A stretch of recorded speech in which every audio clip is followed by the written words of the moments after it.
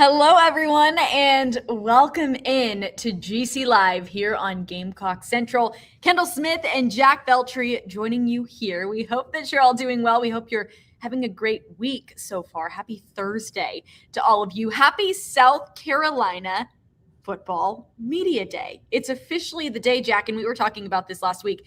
We love a little media day, especially when it's just South Carolina, right? SEC media days were a couple weeks ago, but this is different. This is an opportunity to talk to several different guys on the team. Again, to hear from Shane Beamer, and you can have a little bit more of an intimate experience, if you will, because sometimes you're talking like one-on-one with these guys. You're going up to their table, you're having conversations. So you get a lot out of a day like today, and we're going to talk about it here on the show. We'll talk about preseason camp officially getting underway this week, tomorrow, which we are so excited about. But first and foremost, Jack, how are you? I'm doing good, Kendall. Yeah, it's finally starting to feel like football season is finally here, and it's exciting, right? It's a new season. We're still a month away from games, but, like you said, media day here is in a couple hours. Once we get off here, I'm going to be heading over to the facility, getting ready for that, and then camp starts tomorrow morning. And, as you know, Kendall, it'll only be 3 periods tomorrow, so who knows how much we'll actually get to see, but man, we're 30 days away from kickoff, and I'm very excited about it. But how are you doing? How have things been for you? I am good. I'm just busy and still in the thick of baseball season, so that's where I'm at right now. But I am excited about football. And you're right, it does start to feel like it's football season once you hit August, in my opinion. We get to August and I'm like, all right, I'm almost ready to break out the fall candles. I'm ready to get going. I actually saw Alyssa Lang posted earlier today that she will be breaking out her fall candles and apologizing to no one. And I'm like, listen, I completely understand. Ready for the fall vibes, ready for football season. And it officially gets underway for South Carolina from a practice standpoint tomorrow. But Jack, before we talk about everything, before we get into some of these questions, we've got to shout out a couple of sponsors that make this show possible. And the first is our presenting sponsor of GC Live, Clint Hammond. Of course, always got to start out with our guy, Clint, before we get the show really rolling here. And with Clint, if you're in the market to buy a home, need help with your mortgage, just any housing questions that you may have, or shoot, if you want to talk Gamecock football with somebody, I'm sure Clint is more than happy to do so, as a guy that is a lifelong Gamecock fan and also longtime supporter of Gamecock Central. So good friend of ours. Get in contact with him at 803-422-6797. His NMLS number is 71597. Or go to clinthammond.com for more information. And that will be above us here on screen if you're watching on YouTube, Facebook, and Twitter. Of course, we also are going live on Instagram. So I'm seeing right now that information is not on screen for some reason. But again, 803-422-6797 is the number to call, or just go to clinthammond.com for more information. Thank you, Clint.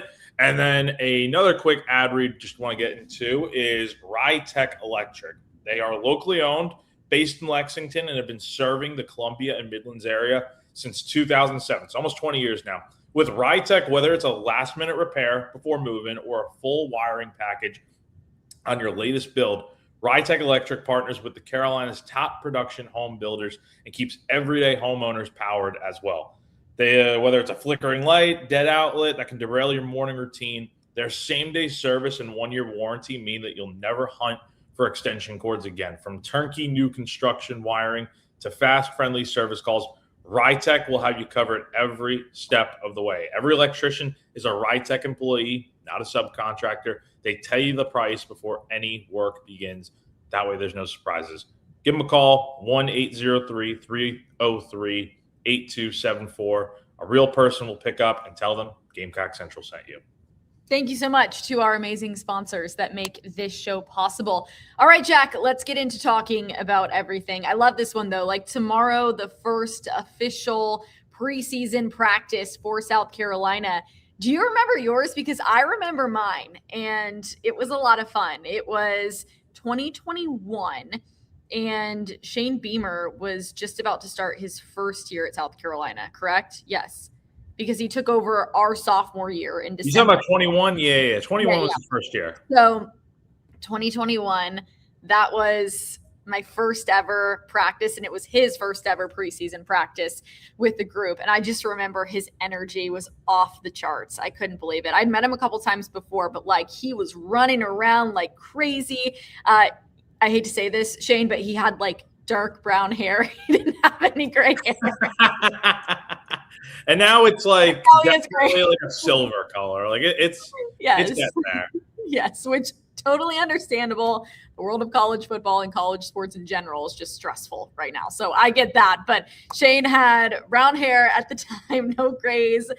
Still, though, he brings the energy. Like, that has not changed. Maybe he has gray hair now, but his energy hasn't changed at all. And I remember it was just a really exciting day, like the start of a new era. It was my first day with Gamecock Central, and it was just the best time ever. And I was about to turn 21 years old. It was the first day I had met Chris. I had already met Wes.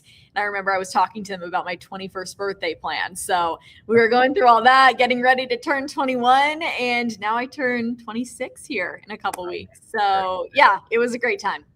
I'm trying to remember. Because again, I started covering the team in college, but like it wasn't like my first practice or media day was probably in 23, I want to say.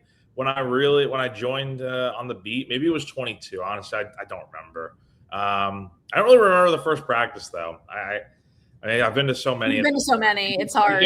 Yeah, and shout out to our guy Mike Yuva, who was checking in. Happy belated birthday to Mr. Yuva here. Although, God, he's been chirping me a lot about the Red Sox lately. I mean, they've just been killing it.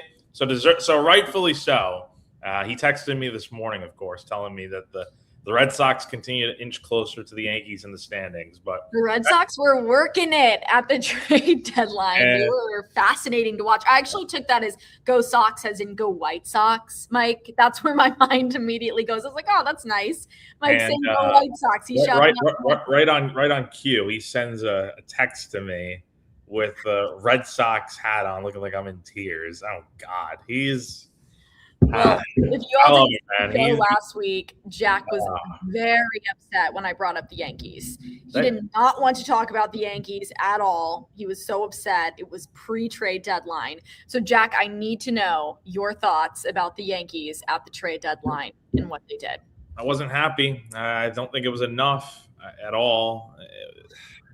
Just losing a series to the Cardinals, like, come on. I know they beat the Cubs in a series. That's great, but this offense stinks. They can't score runs. They can pitch pretty well, but you can't win if you don't score. So, yeah, it's a little tougher now. I did like seeing George Lombard Jr. get called up the other day. That was pretty cool. He had a home run in his debut, so that was nice. But, yeah, I know things are good right now for Mr. Yuva and his Sox. You know what, though? I hope he's still on here listening. I'm sure he'll be getting those gray hairs just like Shane did. As he continues at Coastal Carolina. So yeah, you better enjoy that head of hair you have there, pal. Oh, my gosh. I can't with you two. Mike, so glad that you're tuning in and great to hear from you and happy belated birthday. Jack, don't worry. I know the Yankees are struggling right now and you are not happy and you were not happy with what they did at the trade deadline, but you do have Islanders hockey to look forward to here soon. It's not much better. That does not tell me that it's going to be much better, but you know, it's fine. You never know. Matthew Schaefer is one of my favorite players in the league. I love him. I love Schaefer. He seems like a good kid. But you know what? We do have South Carolina football. Yes, we do. To cover, though, right? You know, so, I mean, that hopefully our job can be very fun if they're doing well. If not, then you get a year like last year. But yes, and we're talking about it all today. So preseason camp, it starts tomorrow. And then today is media availability, media day for South Carolina football. So it starts at 3:00 today. Let's just walk through, Jack, what this looks like from a South Carolina media day standpoint. Very different from SEC media days, y'all. Very, very different. This is just the local media day over at the Spurrier indoor facility. So what's going to happen is 3:00, Shane Beamer is going to speak to the media. I'm sure for those of you out there, if you want to watch it live, I would imagine it's probably going to be on Gamecocks Online's YouTube page. Worst case, we will have the stream posted on our YouTube channel on Gamecock Central later on, probably like this evening or tomorrow morning. That will be posted so you can watch it. But also, we're going to be having live updates on Gamecock Central's Insiders Forum. So we'll be having updates from Beamer's press conference over there. Of course, we'll have the full transcript per usual and stories to come. And then after Beamer, because it's a loaded day over at the facility, assistant coaches will be available to speak to the media from 3:30 to 4 p.m. And the way it's going to work, for those that have never seen or been, of course, I mean, you guys are listening, so I would imagine you guys haven't seen, is they'll have like folding tables lined up on the turf in like kind of like a square shape. And they'll have the coaches just go over to tables, and you're kind of just going up one-on-one to them, talking to them. And that's for 30 minutes from 3:30 to 4 p.m. And then offensive players are going to be available from 4 to 4:30. And then defensive players will be available from 4:30 to 5 p.m. I don't know where special teams mixes in, but they typically go with either the offense or the defense. So they'll be mixed in there as well. So 2 hours of nonstop questions, answers, media availability going on. Beamer first, then assistants for 30 minutes, then offensive players, and then defense to close it out. So it's going to be a busy afternoon, but it should be a lot of fun. And, of course, we'll have plenty to write and talk about over on GC.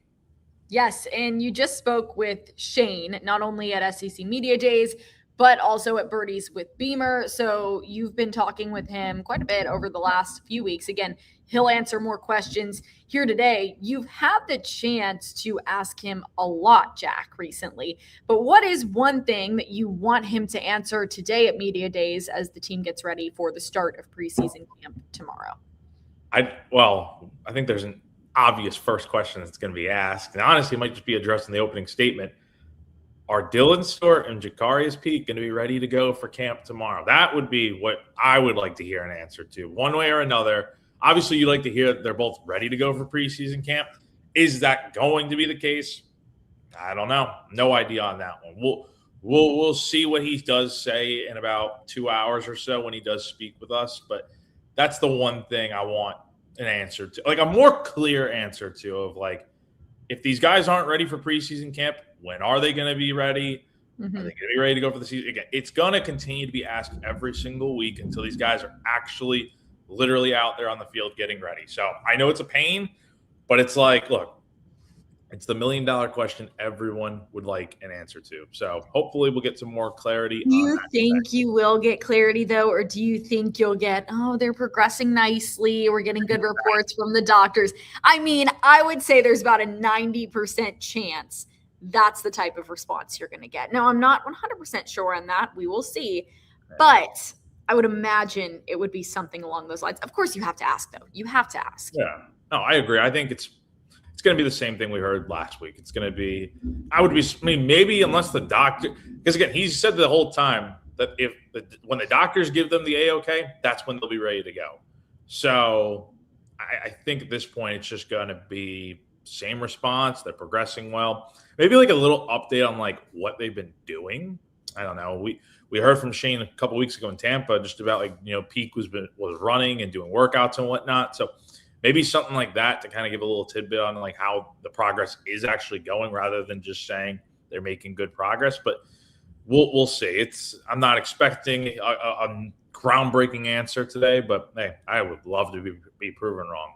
Well, something that I would ask if I was there, and I ask our players this a lot from a baseball standpoint, especially when they're coming back from injury, they're on rehab assignments, whatever it might be, is just what are they doing, even though they can't be out on the field and physically working at it right now? What are they doing to get better? How are they utilizing their time, their eyes, just the experience of maybe sitting down and having conversations to get better? Because it's not the same, clearly, as practicing and getting out there and actually doing it, but there is some value to it. And you've got to spend your time, no matter what circumstance you're in, trying to improve, trying to get better, trying to make sure you're ready for the season. So it would be curious to see if there could be any specifics given on that, of how they are getting better, even though they physically can't do anything. And I'm sure there's an answer to that, because obviously these guys are sitting in meetings, they're having tons of conversations, they're communicating as a team, they're bonding as a team. So would be interested to hear that. Maybe Jack can ask it for me and say it's on behalf of me. One actual question I would like to ask, though, because we know the Peak stuff's going to be asked. Heck, that'll be asked before I even get the microphone today, right, with Peak and Stewart. I would actually like to ask about the court ruling in Colorado last week that has given class of 22 high school graduates that ran out of eligibility last season a chance to return for an extra year with the whole NCAA 5-for-5 thing now, where guys have 5 years to play 5 seasons of college football and other sports as well. So, Lamont Paris at men's basketball availability yesterday was asked about the potential of what about a Mike Sharva jumps coming back and playing another season. Well, I'm very curious to see what Shane has to say about that. I think it will get asked today. If nobody asks it, I probably will. But I'm curious to see if there's been any talk of bringing a guy in, maybe I don't know off the top of my head. I don't think it could be a Brian Thomas Jr. because he signed a pro contract. That's the thing. Mm-hmm. If you sign a pro contract, you can't come back. But if it's a DQ Smith, maybe. I know Shane talked about figuring out what the safety depth is going to look like. What about a guy like DQ, who's a 4-year starter? Could you bring him back for one more year? Would you? I mean, I think that's an interesting question to ask there. So that'll be interesting to hear if there's been any discussion for South Carolina, just about that in general and what that means. Because I think it is something that is pretty interesting that popped up here right before preseason camp. The ever-changing world of college athletics and trying to keep up with all of the rules and everything that just pops up in court rulings and whatever it might be. It feels like there's something every other day in the sport now, which no wonder Shane now has gray hair instead of the brown hair that he has when he first started and when I went to my first practice. Jack, we were talking about it just in terms of getting to talk to several different guys that maybe you haven't had the chance to speak to in a while, or new faces that you've never talked to. You'll get that chance today too. Who are you most looking forward to on the offense, on the defense, and then for special teams to talk to today? Yeah, I think starting with special teams right there, it's just the kicking situation, figuring out who's going to be kicking field goals for the team this year. Maybe hearing from those guys. Honestly, with this stuff, Kendall, I kind of just go in with no set plan of who I'm going to talk to, what the plan's going to be, because it never really ends up going according to plan anyway, because things always change. Tables can get crowded. Other reporters are there doing their thing. I try to go in more low-key spots where I can get that one-on-one stuff, talk to those guys. So that's kind of my plan today. But obviously everyone's going to want to hear from Lenoris. I think I would be interested. I don't know if he would be out there, but I'm interested to see if Peak is going to be out there talking to media or if they hold him out. Same thing with Stewart. I think that is another guy that you'd like to hear from, even though Dylan's not the best when it comes to talking to the media. So I think stuff like that, beyond that, I don't really have a set plan. I'd like to hear from some of the younger guys too, maybe a Noah Clark or just Xavier Currents, guys that I think could be contributors for this team. Really anywhere where there's a position battle going on, I think is going to be where it's attractive to go talk to people, or just some of the big names. Because we've heard from some of the big names already at media days in Tampa. So this is kind of a time where it's you're really you're going to hear from Lenoris every week. It's what about the young guys that you really won't get a chance to hear from during the season, I think is where you can really get some good stuff in today. Yeah, this is your one time where they're all out there and you have the chance to talk to them all throughout the season. You have your typical guys that you're going to talk to pretty consistently. As you mentioned, Lenoris Sellers will certainly be one of those. You're going to talk to Nick Harbor a bunch, I'm sure, but you don't get to pick really who you're talking to throughout the season, and it's a lot more limited. So this is the one chance at the beginning to ask your questions, get your quotes, see what they have to say. And again, you kind of have that freedom to go around and talk to whoever you feel is best to talk to in that situation. So love that. And we look ahead also to tomorrow. This sets the table. This is the eve of preseason camp officially getting underway. You'll have 3 periods to watch tomorrow, Jax. You'll be there for 20 minutes, probably somewhere around that range, 15, 20 minutes. You probably won't get to see much outside of stretching, but you never know. What, though, are you looking for tomorrow outside of just overall vibes and energy, because you know the energy is going to be up. You know the vibes are going to be up. It's the first day of preseason camp. So everybody should be excited. And if they're not excited, that's not good. I'm sure they will be. That'd be a real problem if nobody's excited. Like, can you just imagine it's all doom and gloom and oh man, that'd be doom and gloom. Oh my gosh, I can't with that. That'd be some bizarro type stuff. No, I expect the vibes to be good tomorrow. I think energy's gonna be high. Everyone's gonna be bouncing around. It's gonna be good to be back out there tomorrow. I see. It's tough to answer that question because you're right. We're only out there for 3 periods. They're 5-6 minute periods apiece. Maybe 20 minutes tops. We're gonna be out there, and it can be a really quick time where you don't see anything. If it's going to be, because here's the thing, they're going to be stretching. We're going to see them stretch. If the periods begin when they as soon as they start stretching, we're not going to see much. Now, if the periods start, like if the first period begins the moment they stop stretching and they're about to go out to practice, then we may see a little bit of stuff. I'm not really expecting much tomorrow. I'm thinking probably we'll see them do some special teams work, some individual drills, but that's really it. And also, they're going to be, I would imagine they're just going to be in just helmets tomorrow. So, because they're going through practice, the first, Saturday will be out there as well. The Gamecock Central crew will be out there along with the rest of the media. I would assume Saturday is also going to be uppers or just helmets. So, yeah, I mean, I don't know how much we're really going to see. But I think, if anything, just making sure of, who all's out there, who's in blue jerseys, who's not healthy. Like that's kind of, I think, tomorrow, the main thing. And just getting a sense of, how things look, from an energy standpoint and vibes. How does it look? Yeah. Bless you.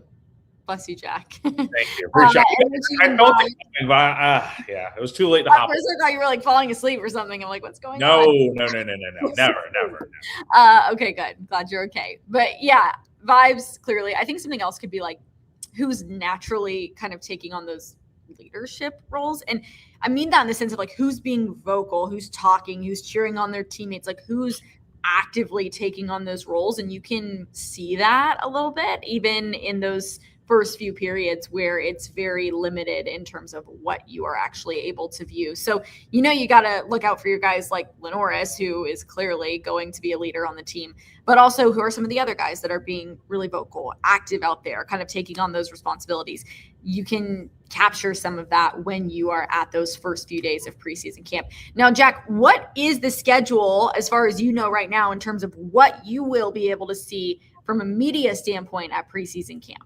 So tomorrow it's going to be practice starts at 9:25 roughly. We'll be out there for the first 3 periods, so we'll probably get done around 10. I would say also look for the sights and sounds from practice video to be posted on our YouTube channel.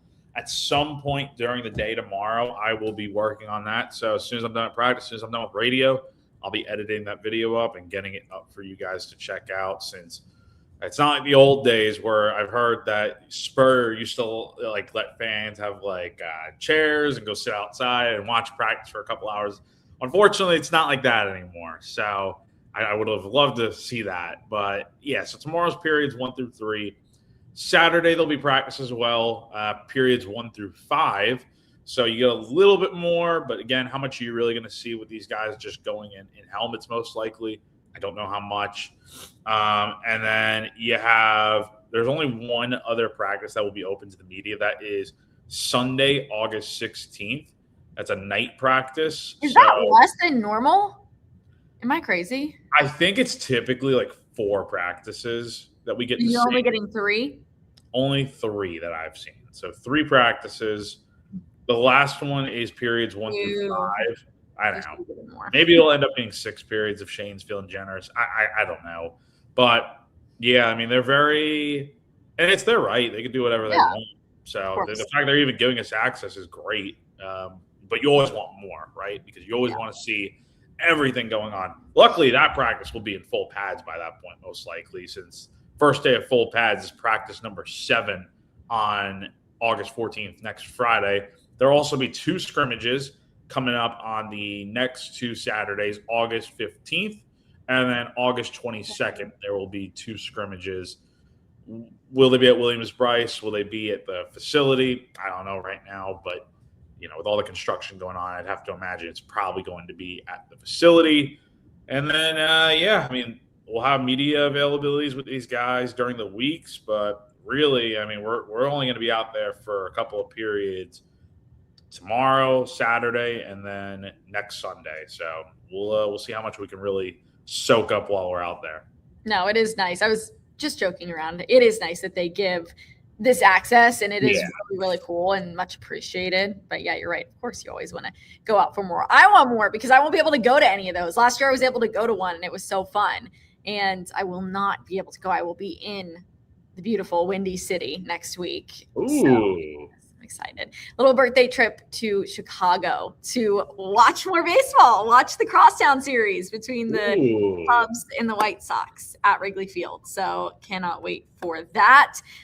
Jack, this is also a good question. You got to report back, okay? It's always such a mix. You never know what you're going to get. It's really, it could be anything. Tomorrow, here's what I will probably end up having to do is I'm probably going to have to turn off the sound on the video when I record. You guys are probably going to be like, where the heck's the sound? Well, it's either practice. Yeah, leave the sound in there and get copyright strikes and all that, or take the sound out and earn revenue on YouTube, which I'm sure Gamecock Central would very much appreciate. So I will. If I can, I will definitely let you know. Maybe we won't get flagged on YouTube. Write down each one and then let us know what the playlist. I got bigger things. That's the type of reporting we need, Jack. Come on. Well, typically it's a bunch of rap, which I don't even know the names of the songs. They played like 90s music. They played a bunch of different stuff. They played Darius Rucker, it could be. They're gonna be playing a lot of different music, but it'll be rap. It'll be all this. I don't even listen to rap really, so I don't even know. I couldn't even tell you. So it's probably music that you guys don't want to hear. So, but if they play anything that I know, maybe I'll fill it in on. We'll also have live updates from practice on the Insiders Forum, so maybe I'll fill that in on the replies on the forum for you guys. Yeah, you got to find out. I love all kinds of music, so I always knew everything they were playing. And I thought they had good music going. So maybe that's the real info we'll get out of practice tomorrow is what kind of music are they playing and how is that going to help them this season? Hey, music brings up the vibes. So it does. Question. All right, Jack, couple more sponsors to shout out here on the show that make GC Live possible. Yeah, Ferry Chevrolet. We got two more here. Is if you're a Gamecock fan who, even if you don't need a newer used vehicle, maybe that time does come where you actually end up needing one. I highly recommend going to check out our friends over at Ferry Chevrolet in Orangeburg. They're led by a fourth-generation dealer in Joseph Ferry. The family-owned business over at Ferry has been serving the community for 100 years now, since 1926. It is conveniently located just off of I-26 between Columbia and Charleston. The folks over at Ferry are local, trustworthy, always transparent. The business began in St. Matthews and was built on honesty, integrity, and a handshake, and they still operate with those same principles to this very day. So head on over to ferrychevrolet.com today to check out their inventory and to get in touch. One more ad read. Our good friend Andy Ludicky of My Perfect Franchise. Andy was sponsoring our baseball coverage in the spring, and now he is sponsoring our football coverage here heading into this fall, into the summer right now. If you're sick of your job, ready to leave the corporate rat race, want to diversify, build wealth, and or leave a legacy, have a job and want a side hustle, Andy can help you out. He's a franchise consultant as well as a franchise owner, and he helps people find franchises that fit their skill sets, passions, and financial requirements. His services are 100% free, and he's here to help if you have any questions about business ownership or anything along those lines. Head on over to myperfectfranchise.net to learn more, or text or call Andy at 404-973-9901. Thank you to both of our other sponsors. Okay, any other injury updates or things we should keep an eye on other than the obvious, which we've talked about now for weeks? Sorry, my nose has gotten so stuffy. I don't know what the deal is. It even allergy season? Because I feel like I've been dealing with such stuffy nose. Mine kind of go away in like June, but I have been getting mosquito bites left and right. It's been really bad this summer. So that's what I'm dealing with. I should have taken for this. Anyway, so we will know more on this today. I hate that I don't have an answer, but we'll know more if anyone's held out or whatever, or besides Peak and Stewart, we should know more when Beamer speaks today. So I don't have an answer right now, but my shameless plug suggestion is to head on over to GamecockCentral.com, and we will hopefully have that answer on our updates on the Insiders Forum or the Beamer transcript. We will have our updates up for you in some form or fashion within the next couple hours. So be sure to head on over to GC for all of that. Okay, what else, Jack? What else do we need to talk about ahead of preseason camps tomorrow, ahead of media days? Yeah, let's talk kind of expectations, what we're kind of expecting, because we've talked about the rundown of how it works and media day and whatnot. But I think there's a lot of storylines heading into camp. I think position battles, there's going to be a lot to figure out there. I could run through a bunch of them real quick. I mean, I mentioned it before. Who's going to be starting at kicker for South Carolina, right? Who's going to be starting at edge rusher opposite Dylan Stewart? If Stewart's not able to go week one, who starts at the other edge spot as well? So, that's another thing to figure out. What's your offensive line going to look like? Who is starting at the other safety spot opposite of Peyton Williams, most likely? I mean, is it David Busey? Could it be Jazavian Currents, the freshman from South Point in Rock Hill? What if he has a really good preseason camp? Does he earn a starting spot out of camp? I mean, that's an interesting storyline right there. Who is starting on the defensive line? What about the wide receivers? I mean, there is running backs. I mean, there's so much to figure out, Kendall, that I think it makes camp very intriguing. I like the fact that there's no quarterback battle to worry about 2 years ago, where it's Lenore Sellers starting, and you know that. You got the most important position figured out. What about the rest of this team? How are all the pieces going to fit together? And it's going to change throughout the year for sure. Nothing is going to be stable or stagnant. But I'm interested to see coming out of camp in a few weeks who those starting guys are. Yeah.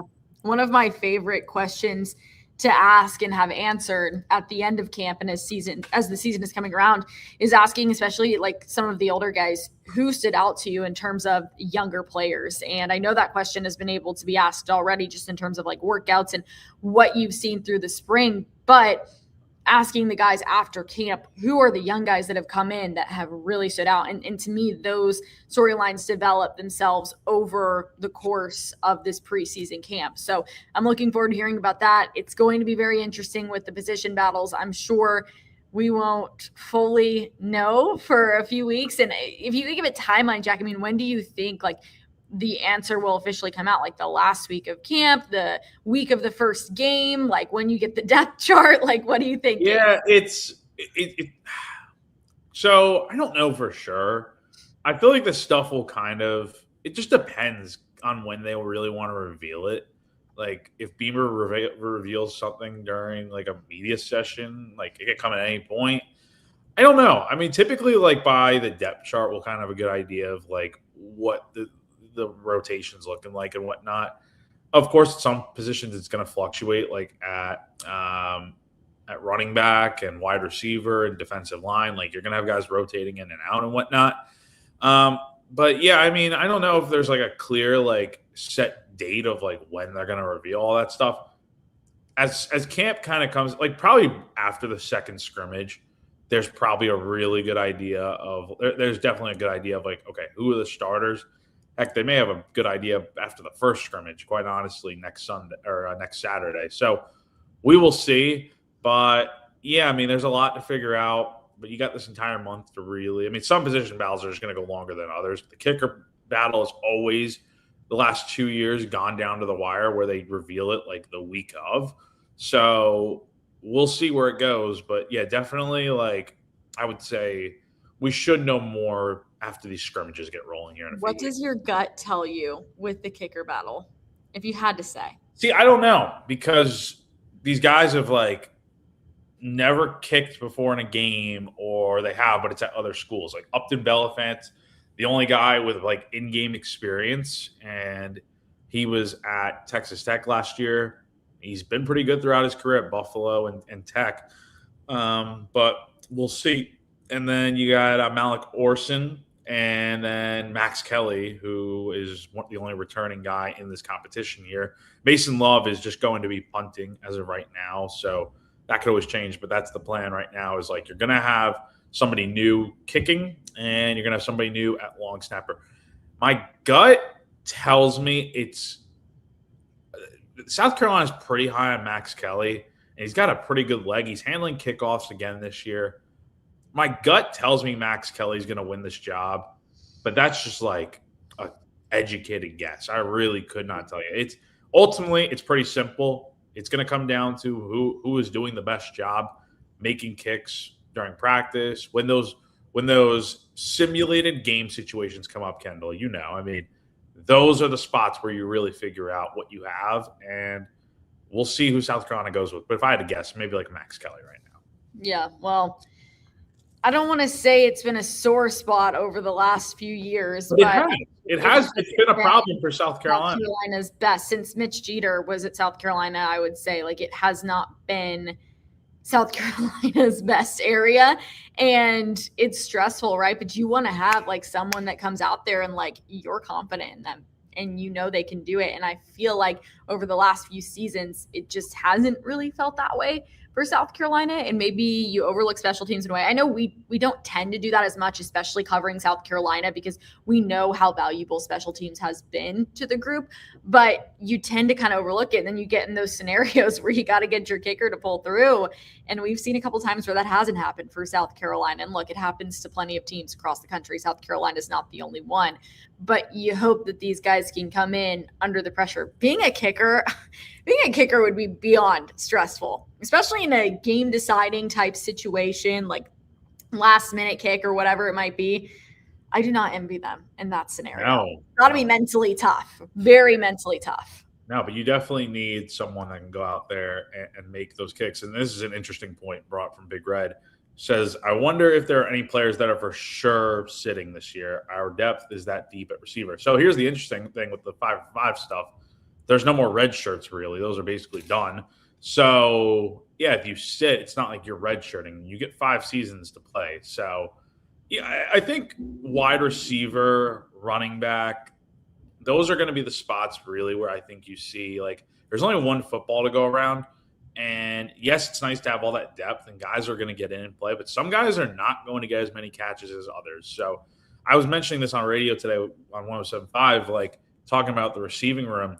If you told me it's Nick Harbor and like any combination of like 3 other receivers that are going to be your top 4 pass catchers, you told me any specific players, I'd believe you, because it's like I just don't know what that starting rotation is going to look like aside from Nick's going to be in there somewhere, but it could be like a Mazio Bennett, DJ Black, Jaden Sellers feels like another obvious pick, but we'll see how camp goes. What about Nitro Tuggle? And did I mention Mazio? I think I already mentioned Mazio Bennett. Like, what about all the young guys that are coming back for their sophomore years? There's so many pieces in that room where I feel really good about the depth in there. But the problem is that there's only one ball. There's only so many passes that are getting thrown per game. Not everyone's going to be a 1,000-yard receiver for South Carolina this season. Guys are gonna get their opportunities to contribute, but not everyone's going to be the star of the show. This is going to have to be – it's a good problem to have that you have a lot of guys, and this just creates an opportunity for people to step up and see who wins that job as the starting receivers for this team. Well, hopefully this happens. I mean, I would love to see that dynamic unfold in a big way this year. Like, how awesome would that be? And what a great story it would be. So we'll see what happens with that.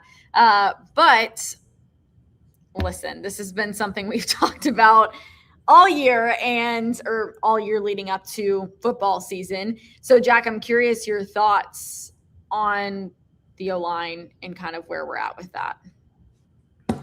It's going to be a wait and see. We will know once you get into the season starting, because I highly doubt we're going to see anything that would tell us if this O-line is going to be good or not during camp, because guess what? We're seeing these guys do individual drills. We've seen all the criticism from earlier in the year about the drills the offensive line was doing and everyone clowning them for doing them. But obviously it's proof that it works. The thing is, what's the combination going to look like? And look, here's the thing. I think it's fair to say the offensive line cannot get worse than last year. But how much better are they actually going to be? Are they going to be like significantly better? Are they going to be a little better? I think any form of being better makes a difference for this offense. But here's the reality, Kendall, and you know this. I mean, if the offensive line is good, that allows the rest of the offense to do so much. But if the offensive line's bad, I know play calling was a big problem last year, and South Carolina had like next to nothing in the run game. But if you don't have a good offensive line, that hurts every other aspect of this offense. So yes, the X factor for me heading into camp and heading into the season, what is this offensive line going to look like, and what are you getting out of that group? Because you have to get something out of them. If they're not going to be Joe Moore Trophy Award winning offensive linemen this year, you better hope they're like halfway decent. Because, yeah, if this group can cut down the sacks by like 10 down to like 30, I think that's a huge win right there. You'd like them to be better, but at least it's not as bad as like the last few years. So the question is, does all these new transfers buy them time to develop, or will the line be? I don't know. I mean, I don't know if the line's going to be a big problem this year, because we just haven't seen them really all together yet outside of the spring. And even then, we didn't get to see them like a spring game or anything. So time will tell. We'll really get a good gauge of like what this O-line looks like. Like the first 2 games of the year, if they're allowing multiple sacks in each game, then I think it's a little bit of a concern, because it's against Kent State and Towson. Yeah. Like those games, ideally. I'm going to put it honestly. Yeah, you need to like not be allowing more than like 2 sacks total in those first 2 games. You give up a sack, okay, whatever. Like it happens, but you should go into the Mississippi State game without many sacks given up. Well, you're right about the offensive line. They are the most underappreciated group when they're doing well, and the most like attacked group when they are not doing well. So I do have like empathy for the O-line, because I understand like it is an underappreciated position. And especially when the offense is rolling, people aren't going to be like, oh, that offensive line, like even if they are crushing it and buying Lenora Sellers a lot of time and creating great opportunities for the offense, people aren't going to immediately jump to that. So hopefully they're better this year. They have to be better this year. Hopefully Kendall Brow's offense is more suited to fit Lenora Sellers. That's everything we've been hearing. We've been hearing it's a fun offense, that it's gelling really well, that everyone is buying into the process. So that all needs to happen, because South Carolina has too many guys that have come back this year that are very talented, that can help this team. They have new faces. They have transfers. They have younger guys that are going to step up into bigger roles. There is no excuse and no reason for South Carolina, in my opinion, to not be bowl eligible this year, and I think that they should win at least 7 games, but that's just me. And I understand it's a hard schedule, and who knows if that's going to happen, but I think that should be the expectation. And I have been standing 10 toes down on that for the entire offseason. I want to see at least 7 wins. Would love to see more, but want to see at least 7 wins out of this South Carolina team this year. And we've talked about the schedule and just the start of the schedule. South Carolina has got to start off strong, because it certainly doesn't get any easier for them as the season goes on. And yeah, we know Lenora Sellers, but the rest of the quarterback situation, the quarterback room, you've got some different guys, Jack. So what do we got on this? Yeah, so you have Landon Duckworth, Cutter Woods. Those are probably like your main guys in that room that would be competing for the quarterback job. Just pulling up the depth chart. I know I'm missing one other potential guy. Oh, yeah, Lucian Anderson, the transfer from Bowling Green. So you've got 3 other guys in there that are going to be competing for the backup job. And yeah, that's another interesting battle to keep that's an underrated battle, I would say, to keep an eye on, because Lenoris over the years, he went out last year during the Vanderbilt game, missed the entire second half. Luke Doty was your backup quarterback, and he played the rest of that game, and South Carolina got clobbered. I don't know if it would have made much of a difference if Sellers were out there, but you like your chances, because it was a little bit of a close game at that point when he went out. The 3 guys that you have are pretty unproven. Woods showed some flashes in the Oklahoma game, I think it was last year, when he came in garbage time. I don't know what that situation is going to look like, but yeah, I mean, I think it is another battle that is worth keeping an eye on for sure. All right, one more, Jack, before we get out of here, because I've got to go host a show for our game tonight. I need to know. I would take the Yankees.